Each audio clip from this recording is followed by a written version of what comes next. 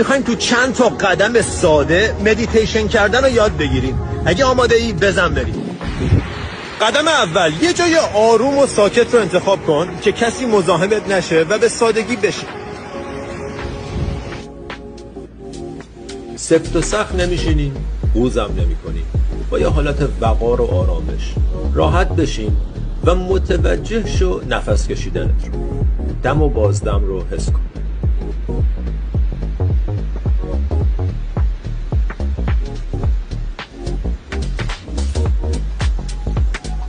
وقتی بعد از چند تا نفس متوجه شدی که توجه درگیر یه فکر و خیالی از گذشته و آینده شده، بدون قضاوت، بدون حرف و حدیث اضافی، اون فکر رو رها کن و برگرد به نفس. تمام تمرین مدیتیشن همین، گم شدن توی افکار و برگشتن به نفس، دوباره و دوباره.